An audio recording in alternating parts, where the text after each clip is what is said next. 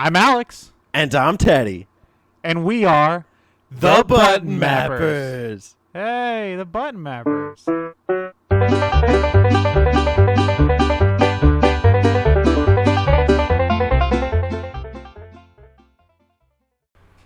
Greetings. Button Mappers. The Button Mappers. Yo. Yo. Good old Welcome button back. mapping. Takes a toll on us, you know. Welcome back to the Button Mappers. Yes, the only show on the internet that's been proved to improve your life. Verified. Yes. Ask your doctor. Ask your doctor. We have been recommended out of 9 out of 10 doctors recommend Button Mappers. So, in the spirit of improving the lives of others, we're going to answer a question that may improve your life. Or may not, or you may not even care. Who's this question brought to us from? This is from our good fella over by the YouTube channel by the name of VG Mashup. Ooh. I got to hand it to him. He does some great mashups. He mashes it up. He's been a good supporter. He really has. He's been great. So very much appreciated, especially coming at us with the thought-provoking question of top 5 Capcom games. I think you should take this one away, Alex. Capcom makes video games, and I'm going to list top 5 games by Capcom that I quite enjoy. Not in a particular order. The first thing that comes to mind is Beautiful Joe. I love Beautiful Joe. Great game. I'll probably pick the first one, even though the second one is pretty good as well. Beyond that, I want to pick a Monster Hunter title, but I'm not sure which Monster Hunter. I mean, honestly, like, you can kind of play all of them. They're not really... They're kind of, interchangeable. I'm going to say maybe World, because that's like the newest one. It has the most content, Yeah. Mega Man 3. I fucking love Mega Man 3. I know that's blasphemy. Some people love 2. But 3 is my favorite. Devil May Cry 3 is a bona fide classic. And Resident Evil 4. Those are my 5 Capcom titles right there. Well done, Alex. Yeah. You could say it's beautiful. It's beautiful. It's beautiful. Beautiful life you got over there. Me, I don't have as much experience with the Capcom games, but of course I played some of my Resident games. I'm the Resident gamer, the Resident Button Mapper. So as the Resident Button Mapper, I'd have to say Resident Evil 4 is definitely a standout. I do like Street Fighter 2 on the classic systems. I mean, I'm going to go Genesis all the way. Special Championship Edition. That's a special one right there. I got 2 picks that are of the same series. I mean, I do kind of have to combine series here because I don't have as much experience. So I'm going to say Okami and Okami Den. Good. Good choices. Thank you. And the last one may rub people the wrong way, but you know what? I'm going to have to say it. The original Mega Man. Ooh. It's funny. Neither one of us picked Mega Man 2. 3, right? Yeah, I picked 3 and you picked 1, right? Neither one of us picked 2. Yeah, that's funny. I mean, I like 2, but Yeah, I mean, to each their own. Yeah, exactly. Thanks for the question, man. That was a good one.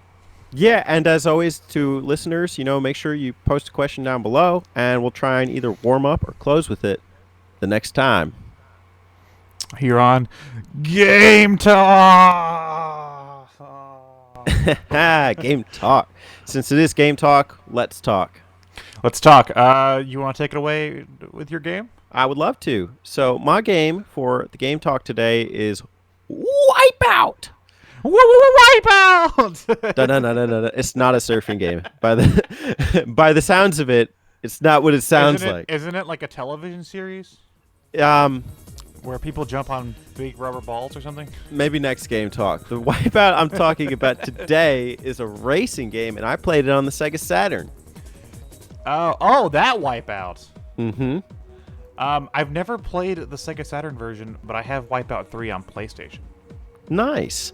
Let me preface this by saying I probably spent the past week just playing Sega Saturn racing games. Not a bad thing to do. No, definitely not. I mean, what else would one do with their summer break times? Or what else should they do?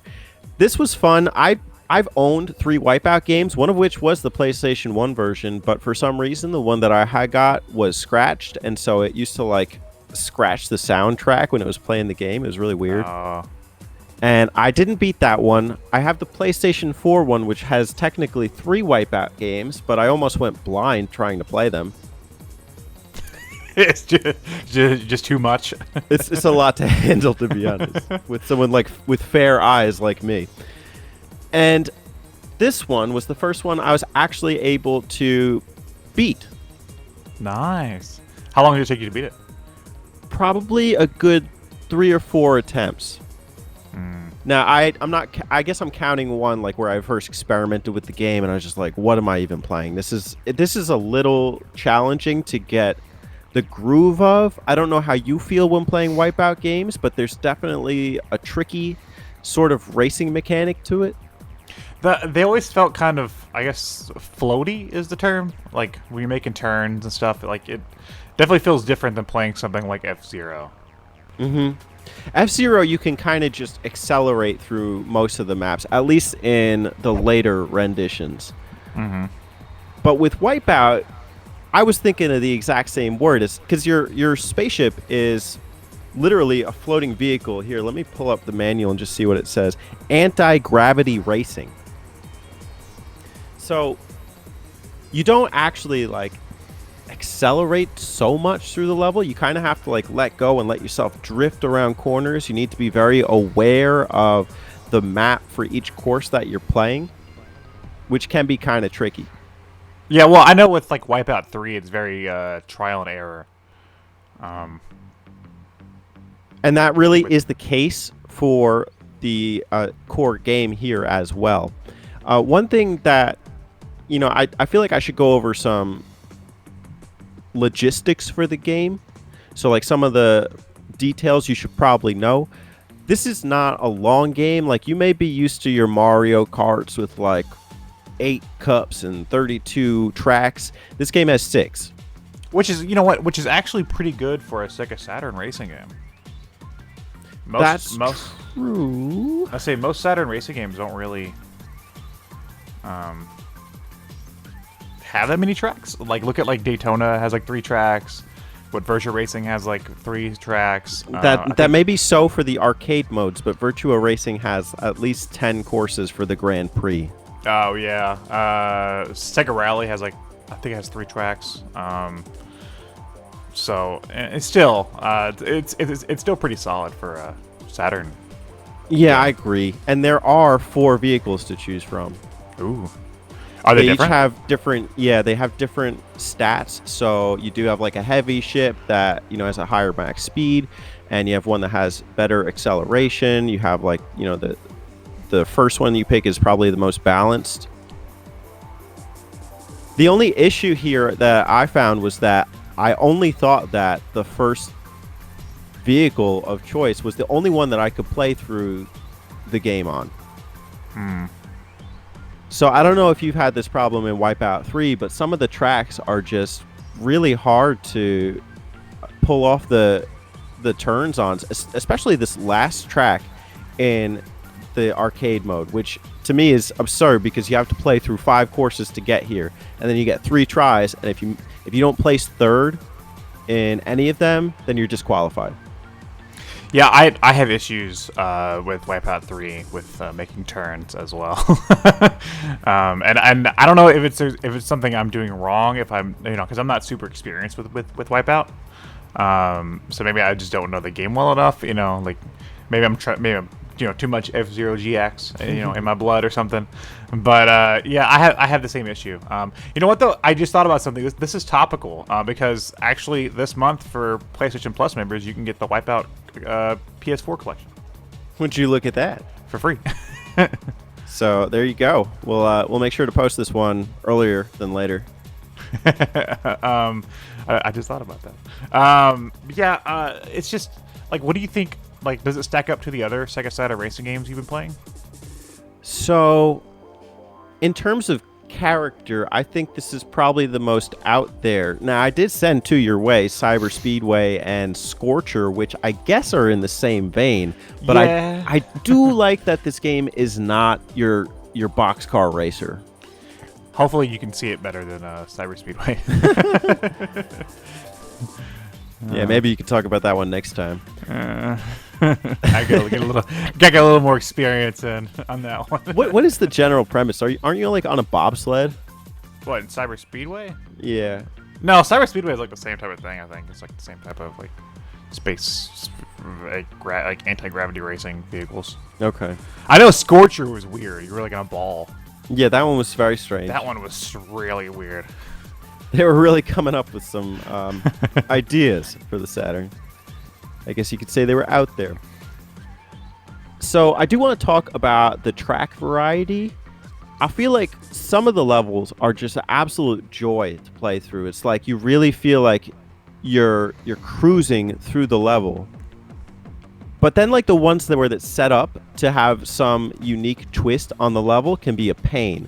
So, I mean, I'll go back to the last one in a minute, but there's a stage, I think it's like the third stage. I don't know what these things are called, but it's the third track that you play in the arcade mode. There's a giant jump that occurs twice on each lap. And to successfully clear the jump, you have to be going straight down the middle of the path and have more or less a max speed. And if you don't, your ship is going to fall in like this little pitfall area. And then you waste a good like 10 seconds sitting around waiting for your vehicle to come back up. And because the game requires you to, place third on each track that you play, you don't have an option to mess up here. You have to get I don't even know what the trick really is. I mean, because usually I'll end up falling in there once, maybe, like each time I'll play. I feel like this was a idea that had potential but wasn't executed perfectly, and maybe it's a hardware thing, but you can barely even see like the little ledge that you're jumping onto. Like maybe it's like a draw distance issue. I know a lot of 3D Sega Saturn games have that issue. Which, yeah, that was one instance. I guess you would call it draw distance. I was listening to a podcast as well that had mentioned that 3D games were still kind of finding their place on the Saturn and didn't exactly perform as well as the 2D ones. Yeah, it's sad, but it's true. I mean, let's look at the Saturn version of Daytona. It's not really the best compared to the arcade version. It's just that's fair. It is. I'm intimidated to try the more advanced courses in some of those other racing games. Do you think if say somebody just bought their Saturn, do you think this is a good pickup? Yeah, because it's like $20, and also it's a fun little game to play, and you can kind of get the feel for it. It only really has that arcade mode. You might be able to do 2-player as well. I didn't really mess around with that. But I like the style. I like that it's responsive and that it does play mostly well. I just think that the courses are your biggest hindrance. I'm going to talk about that last level there. What it does is it sets up speed panels right before a sharp turn, and you almost can't avoid them. So you're going to crash around on this level, even if you try braking before you go into them. I think if you can look past the fact that the game almost feels, I don't want to say broken, but unperfected, then yeah, you'll find some enjoyment here. Do you like the soundtrack? It's repetitive. I don't like that it kind of drones out any sounds that you would hear from vehicles. There's almost no vehicle sound. That's not the case when you're playing like F-Zero GX. Like, you kind of hear the vehicles and they're going super fast and you hear them power up. It just sounds like a techno soundtrack. I barely listened to it just because I was like putting podcasts on or whatever.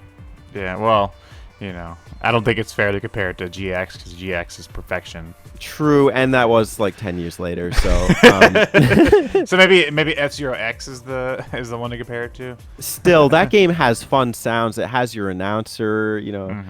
3, 2, 1. Also, the soundtrack for F-Zero X is a lot more palatable, I guess you'd say. You know what I was doing while I was playing through this game was I was getting the timestamps for the button mapping of Banjo-Kazooie. Oh yeah. Yeah, because I was so frustrated about like not having finished the last course in Wipeout that, you know, while I was replaying the first 5 levels, I was just putting the button mapper video on and just jotting down the times for each level in the Banjo-Kazooie. See, so it's useful if you want to use it while you're editing a video. Sure. Yeah, this is a fun video editing game. I mean, there are Wipeout fans, you know, that would rather play Wipeout than F-Zero. It's true. The only thing so- I think I would say though is, you know, I don't know what the Wipeout fan base is like, so I don't know how much they care about graphics. This is not like a spectacular looking game, and I've even watched a playthrough in HD where it kind of looks like the game is just faltering a bit in terms of the graphics it's producing. You'll even see your ship kind of like crashing through a wall and then just kind of like coming back in the course. It's not realistic at all. Of course, it's not realistic in the first place, but again, that could be just be the Saturn, because I know Wipeout 3 on the PS1 actually does look pretty good. Yeah, see, that's the thing, is Wipeout fans might prefer the PS1 version. I don't know if they should go out of their way to buy a Saturn to play this janky-looking game. But should you buy a Saturn? Absolutely. You definitely should. And if you have it, you should consider Wipeout. Because, I mean, cheap games on the Saturn are not easy to find. Yeah, there's not many. Not North American ones, anyway. Yeah, you gotta import that stuff. Yeah, and that's something both of us really need to get on the bandwagon for. I know, but I love those North American boxes, man. They're so cool. They are the best. I mean, even for this one, oh, gosh, I don't want to say too much about it right now, but I just love pulling out a long box and yeah, they look so good. I wish I kind of wish, because like PS1 did that at the beginning too, and I kind of wish they like kept it, you know. Because like I don't know, I really prefer those over the little CD cases. I've heard people like complain about how not durable they are. But yeah, but neither are CD cases either. Like jewel cases. True. Like I have like half of my PS1 cases are cracked or the hinges are broken. Like yeah, same with my Dreamcast ones. They're terrible. The worst. So I'll take the Saturn long box. Yeah, at least they look nice. Yeah. All right, Alex, why don't you talk about your game? I've been playing a game on my Switch. Big surprise, but it's not a modern game per se. It's a modern collection of games. It's the SNK 40th Anniversary Collection. Hooray for SNK, and happy 40th. This is a game that I just got about a week ago, and I'm playing a lot of it.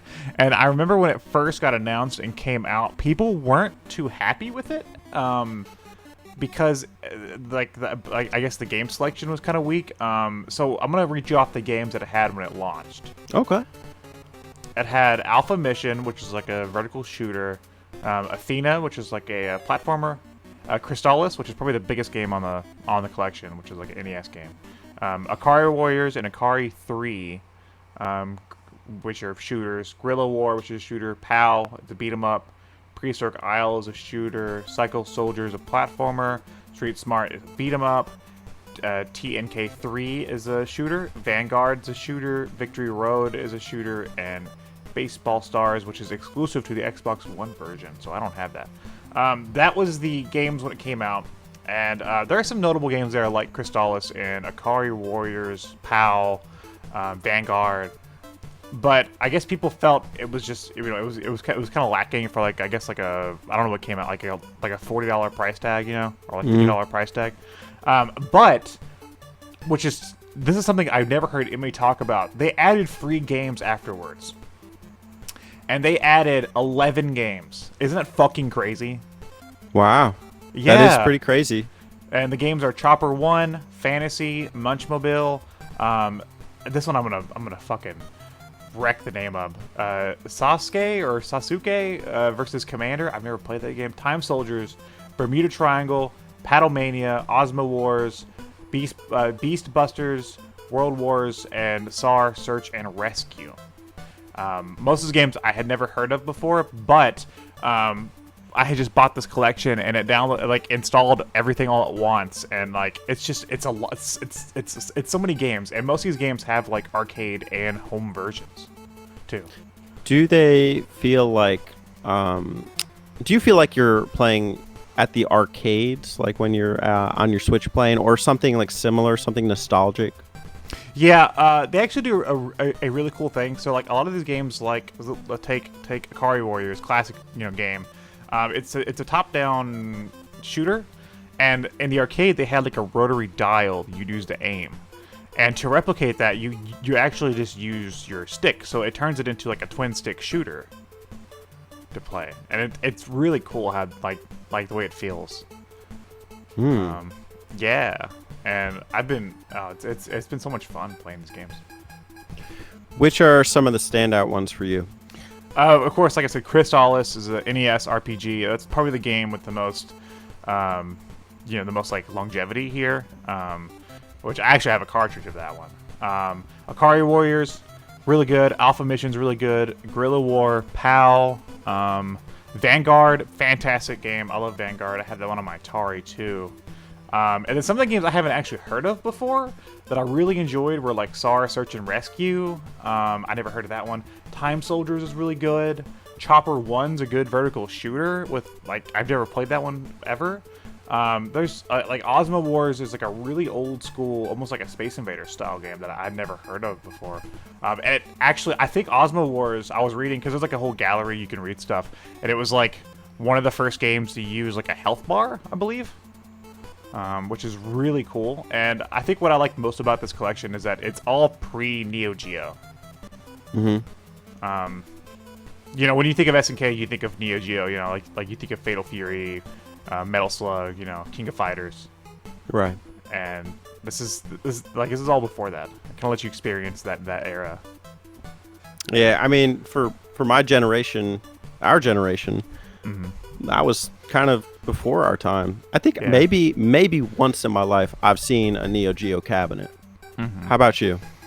I have not, but I actually played a PAL. One of the games on here, Ash from Retro Rewind, actually has a cabinet of that in his store. Wow. So I had actually played that one as the arcade version before. Okay. But I have not seen a Neo Geo, or oh no, I don't think I've played one. I think I saw one at this arcade I was at in Tennessee one time, but I don't think it was running. Okay. Yeah, for me, I felt like really nostalgic when I used to play the Sega 3D Classics on the 3DS, because I never experienced the arcade games, and they really did feel arcade authentic because of how they were redesigned in ways that you said were similar on this compilation. I think you would like this one because it's really shooter heavy. It's really old school shooter heavy. Do you feel like that may be preventative for a lot of the Switch fan base that it is so shooter heavy? I don't know. The twin stick shooter's been a pretty good genre lately. On the Switch too. Yeah, there's been like I can't even think of what the fuck the game's called that I play. There's Into the Gungeon. I play that one. There's the other one with the mutants. I forgot the name of. Nuclear Throne. Thank you. Yeah, Nuclear Throne. I play that one. There's other ones. There's like the twin stick shooter genre has made a comeback within recent years. I feel. And I'm really excited about Panzer Dragoon. Yeah, and then although I really do want them to make that multi-platform. Me too. But it's just like I think this kind of, especially with like the advent of like indie games, these kind of like arcade style games are really popular now. And I had never heard of most of these, so this has been a really fun experience. That can be a perk, especially when you compare it to, let's say, Sega Genesis collection, which is like maybe the third time we've got a collection with very similar games. Or like there's a Namco collection I have on Switch, which has some pretty different games out there. Like it has like Splatterhouse and like a few other games that are pretty different. But then it has like like Dig Dug, Galaga, Pac-Man, like stuff you've played 1,000 times. So it's fun to get something different. And you said before we started that you had a collection on Wii, right? Yeah. You had a Mostly King SNK of Fighters titles. Yeah, exactly. It's all Neo Geo. Most of the time when they release SNK games, it's the Neo Geo stuff. Like even on the I think Metal Switch. Slug. Yeah, well, even on the PS4 and Switch, you can download all like a lot of those Neo Geo games. So this is a solid collection, and I think if you were deterred by all the negative reviews when it came out, they've added 11 games for free. Yeah, that's something. Is this Switch exclusive? No, it's on Xbox One and PS4. What is it's $40? Actually, I don't know what the going price is. I bought it on sale. It was 27 on sale. Digitally, physically? I bought it digitally. There's a physical version too, but I buy a lot of my Switch games digital because it's handy. How would you say this stacks up compared to other arcade or classic compilations that you played? It's got really good presentation. Like I said, like a ton of games. I love the fact that it has the home version for a lot of games. So if I like I got done, I beat Guerrilla War, and I was like, oh man, that arcade version was really fun. And then it was like, play the home version, and I tried it out, and it was like the NES version, so I can kind of like see the differences, you know. Like that's cool. Yeah, that's a really nice. So it's like, I guess if you want to add those as like separate games, because a lot of them do feel different, you know, like between the arcade version and the home version. That's even more games, pretty much. You know, and then there's a gallery that shows you stuff based on the games in the collection and games not in the collection, and gives you like fun facts and kind of like tells you the history of like a lot of that stuff. That's pretty awesome. Actually, when you said that it has the separate versions, that reminded me of Game & Watch Gallery 4 on the Game Boy Advance. Yeah, it's very similar. Yeah, how it has like one version and then like the old version. You know, it's cool. So even though the Akari Warriors version on NES is notoriously bad, you can still try it out if you want to. Does this game play well handheld mode? Yes, and I think the Switch is the ideal console for this, because you can like take off the little Joy-Cons and have two controllers, and a lot of these games are co-op. Although you could argue that the PlayStation Plus model is also good too, playing online. Oh, yeah, that's true too. I just think it's a solid collection. Yeah, it sounds fun. You keep selling me on these titles: the Crash Team Racing, the SNK. Jeez, Yeah. Alex, you gotta pick something boring next time. Pick a boring game, Alex. Well, this was my birthday gift to myself. So Happy birthday! I got to get my SNK on. Yeah, I love me SNK some for arcade games. days. You know what? You know what this reminded me of? I don't. Which is a classic video of ours that's lost to time right now. Wait a second. Hold on. Title Legends. Yeah. You know how like experiencing the Title Legend 2 collection, it was just like a lot of that stuff we'd never heard of before. Yeah, for Like, sure. yeah. Like the majority. Yeah, it was the same thing. Like sometimes that's the best, because you know, once again, you don't want to play Pac-Man for the 40th time. You want to play something new. Right. So you know, I wish more companies would release their obscure arcade games. Cough Sega. You know. I wish Taito Legends 3 would be a reality. Yeah. Well, I don't know. I don't even know. I'm not even sure who owns. I think Square. Square? Yeah. I think Square owns Taito. Come on, Square. I'm gonna go Square. Square. Title Legends 3. Fuck your Final Fantasy 7 remake. Give me Title Yeah. Legends 3. Give me fucking Taito. Taito for the title. Would you pick up this collection? For the right price. I think I would. I mean, I appreciate what they're doing, but since I don't have the attachment, my ideal buy-in price is probably $20. But I paid $27. You think it's fair? Yeah, that's fair. And I mean, I do like arcade games, but I mean, when I look at it at the end of the day, am I really going to do co-op with these with someone? Maybe with you over PSN, but I don't know. I think 25 might be my max. 25. I don't know. I just think it's a good time. It's a good time. Good time. Good time for game talk. I guess that's all I got to say about SNK. All right. I mean, it sounds fun. So you've done your job. Thanks. We do have one more job, though. We actually got Ooh. a second question Ding ding last ding ding ding time. ding ding ding. Bonus question. Bonus. Alex, would you care to introduce the bonus question? This bonus question comes to us from our boy, Our boy, our boy, our guy. our guy, Spencer from the Itch Network. Good chap right there. Good old Clap it up. Spence. Clap it up for our guy, Spence. What did Spence. Spencer ask us? He asked us if we've ever bought a game based on the artwork alone. Right.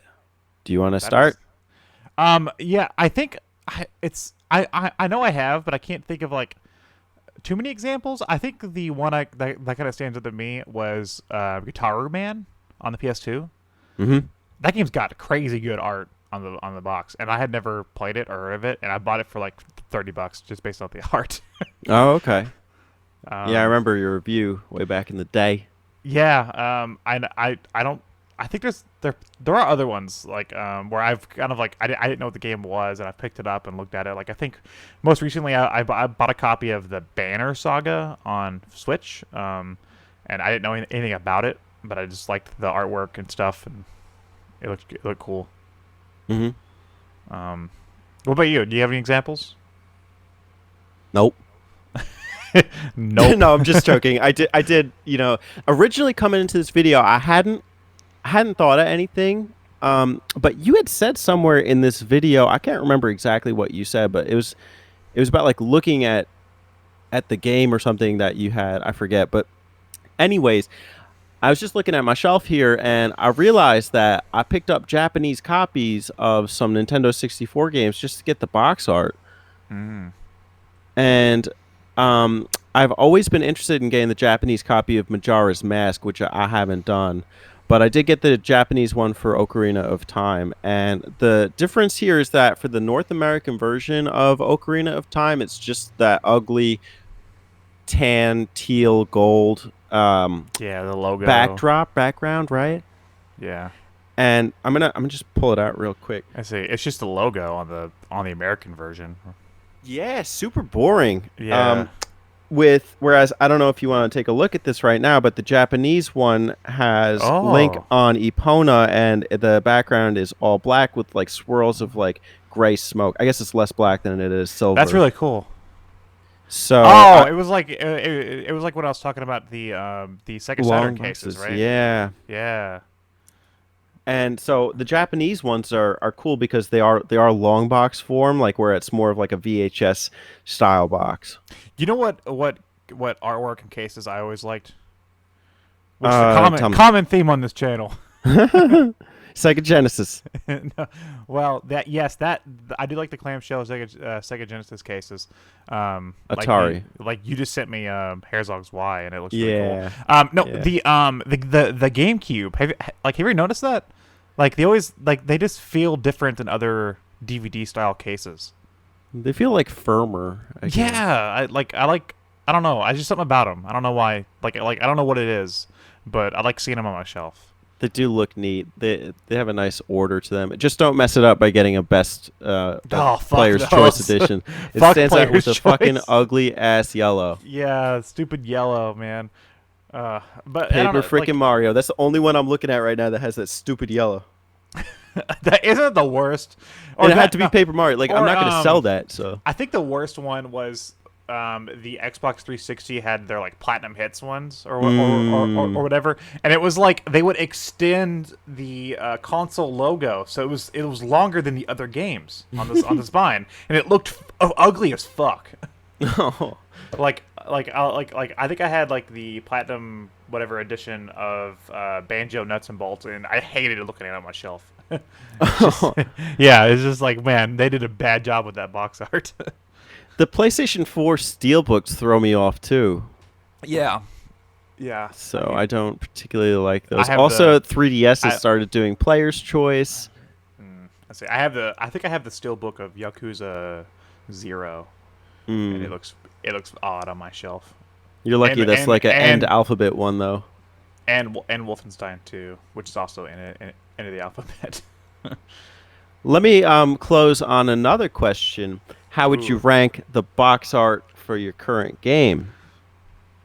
I don't know if you need to look at it because yours is digital. Oh, for no, I've seen the box art. I'm actually putting together a picture for the video. It's solid. They recreate a lot of the characters and stuff from the classic arcade games, and like a newer, I guess like an anime style or something.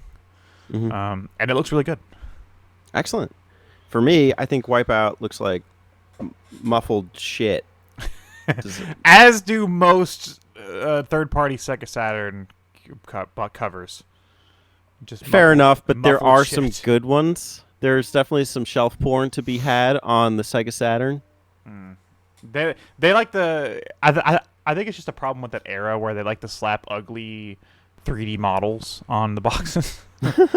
Yeah. Wow. 3D.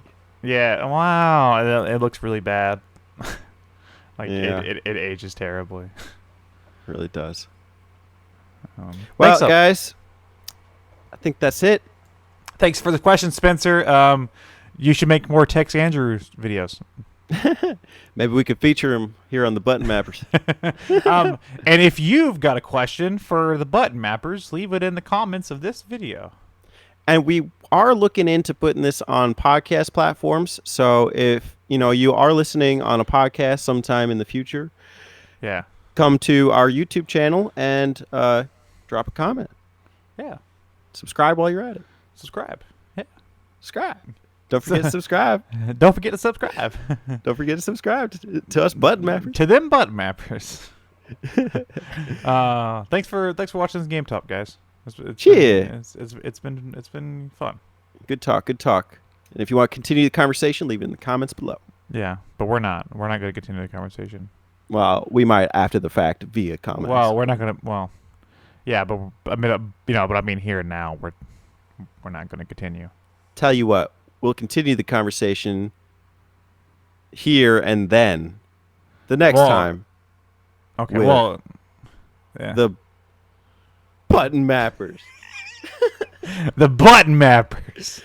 The Button Mappers. You know what? I did want to give a special shout out to a certain Capcom game when I was doing some research here. Oh, okay. Do you know what game that is? I've never played it. Is it Zack and Wiki Quest for Barbarossa's Treasure? Age of Booty. Age of Booty. If you've got a copy of Age of Booty, send it our way. Yeah, really. Do a feature length button mapping. But it's a true butt mapper. Butt mappers. Out. Peace. Peace.